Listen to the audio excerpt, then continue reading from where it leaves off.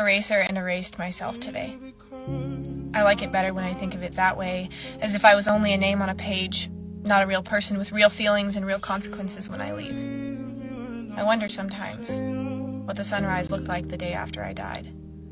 I wonder what song would have played on the radio the next day. I think about anything, not to imagine the pain on your face. But I see it now. And I see how I've shattered you, and there's nothing I can do. How do I take this back? How do I rewrite myself into the story? I can't see the sunrise I wonder about. I can't listen to the radio with one hand out the window. I can't help you. I'm sorry. So if you're ever thinking about erasing yourself, please remember you're not just a name in the book on your shelf. Your name is written in someone else's story too. If you take yourself away from the world, please remember that your story is bigger than you. To love yourself, you must first find a new definition of love that is not the love that you've learned from hurt people and failed relationships. You must learn that love is not conditional and that nothing that you see in the mirror can alter the portion of love that you deserve. You must learn that love is not the wage that you earn for what you do or how much you do it. Love is forgiving, consistent, and kind. I know that this is not the love that you have learned, but it can be the love that you are learning. I refuse to believe that the words I love you are like birthday cake. 3 words reserved for special occasions, only to be given out topped with candles and frosting at the perfect moment. I use the words I love you casually and recklessly at times, but I've found that birthday cake is better at midnight, and I love you is better when you don't hesitate, when you don't wait for an occasion to say it. So here it is. I love you. And not in the special occasion kind of way. In the coffee in the morning on a Tuesday kind of way. I love you in chalk on a sidewalk and little post-it notes and extra smiles when you come home. I love you in the language of everyday things, and seeing you at the end of each day and listening to every word you say. I love you in the language of birthday cake, when it's nobody's birthday. Lately, I wake up in the morning and I already feel as if I've failed. And I know it's confusing for you and it doesn't look like I've done a single thing, but please know that sometimes fighting looks a little different for me.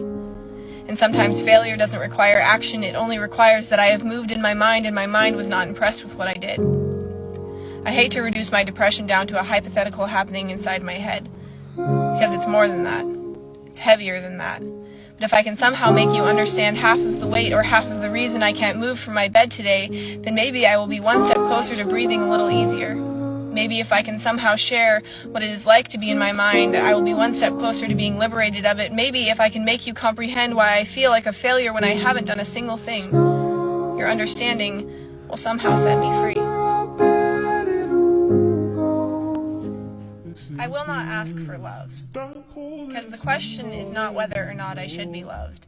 It's who I should be loved by. And if you are the kind of person that I have to ask to love me, then you are not the kind of person that is meant to. It's okay to say I miss you, but you don't deserve me. Realizing that your feelings are real and cause real heartache is okay. What isn't okay is allowing those feelings to drag you around to places that are harming you. You will miss them. They were a big part of your life and a big part of you. But take a deep breath and know that you are whole before them, and you are whole without them. One step at a time. Do it. Let me at least tell you what it will be like on the other side. Let me tell you what it will look like if you stay.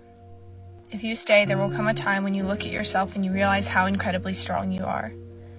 Every eternal night that you dragged yourself through, it may have been dark, but you kept walking. To fight against yourself, to not quit when your mind is your own enemy, that is the bravest of battles. That is resilience.